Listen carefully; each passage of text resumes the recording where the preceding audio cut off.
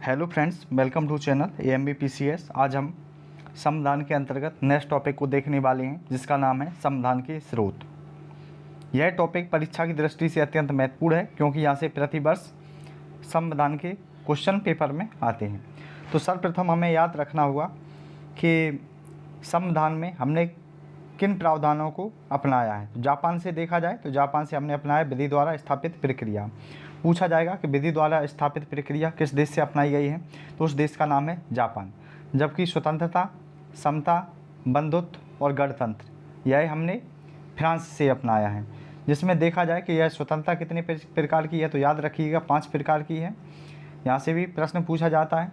जबकि ऑस्ट्रेलिया की बात की जाए तो ऑस्ट्रेलिया से किन प्रावधानों को अपनाया गया है, तो ऑस्ट्रेलिया से हम देखते हैं कि ऑस्ट्रेलिया से सदनों की संयुक्त बैठक, ऑस्ट्रेलिया से अपनाया क्या गया है, सदनों की संयुक्त बैठक, जिसका उल्लेख मिलता है आर्टिकल 108 में। जबकि व्यापार, वाणिज्य, समागम की स्वतंत्रता का वर्णन भी ऑस्ट्रेलिया से मिलता है। जबकि समवर्ती सूची है, समवर्ती सूची को भी ऑस्ट्रेलिया से अपनाया गया है। प्रस्तावना की भाषा को देखा जाए तो प्रस्तावना की भाषा भी ऑस्ट्रेलिया से अपनाई गई है। जबकि इसके बाद नेक्स्ट देश देखते हैं, जिसका नाम है जर्मनी। जर्मनी से देखा जाए तो जर्मनी से हमने क्या अपनाया है, तो जर्मनी से आपातकाल को अपनाया गया है। जबकि यह आपातकाल देखा जाए तो यह आर्टिकल 352, 356, 360 में मिलता है। जबकि सोवियत संघ की बात की जाती है तो यहाँ से हमने क्या अपनाया है, मूल कर्तव्य अपनाया, मूल कर्तव्य अपनाए हैं और न्याय अपनाया। अगर आपने अभी तक मूल कर्तव्य टॉपिक को नहीं किया है तो उसे ज़रूर कंप्लीट करें। दक्षिण अफ्रीका को देखा जाए तो दक्षिण अफ्रीका से क्या अपनाया गया है, संविधान संशोधन अपनाए गए हैं। और इनका उल्लेख किस भाग में मिलता है, तो याद रखिएगा भाग 20। संविधान संशोधन का उल्लेख मिलता है भाग 20 में।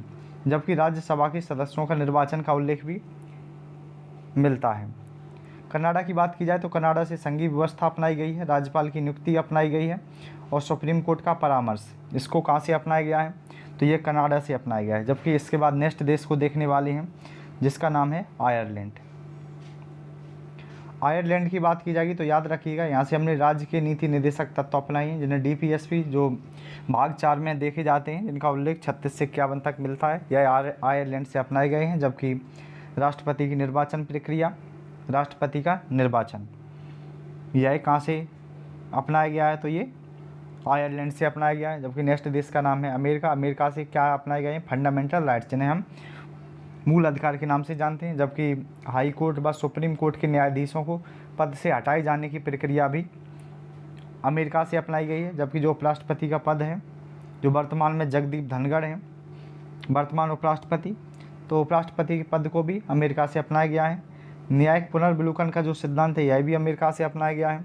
राष्ट्रपति पर जो महाभियोग की प्रक्रिया, जो आर्टिकल 61 के अंतर्गत जो महाभियोग की प्रक्रिया चलाई जाती है, ये भी अमेरिका से अपनाया गया है। इसके बाद नेक्स्ट देश को देखने वाली हैं, जिसका नाम है ब्रिटेन। तो ब्रिटेन से क्या अपनाया गया है, तो ब्रिटेन के बारे में याद रखिएगा एकल नागरिकता। इनकी भारत की नागरिकता कैसी है, इनकी एकल नागरिकता है, हम देश के नागरिक हैं, ना कि राज्यों के। जबकि अमेरिका और स्विट्जरलैंड जैसे देशों में देखा जाए तो दोहरी नागरिकता है, वहाँ पर व्यक्ति देश के साथ राज्य का भी नागरिक है। इसके साथ ही परमाधिकार लेख को भी ब्रिटेन से अपनाया गया है। संसदीय विशेषाधिकार भी अपनाए गए हैं। संसदीय शासन, विधि का शासन और संघीय शासन, इसको याद रखिएगा, ये भी ब्रिटेन से अपनाया गया है। यह टॉपिक परीक्षा की दृष्टि से अत्यंत महत्वपूर्ण है।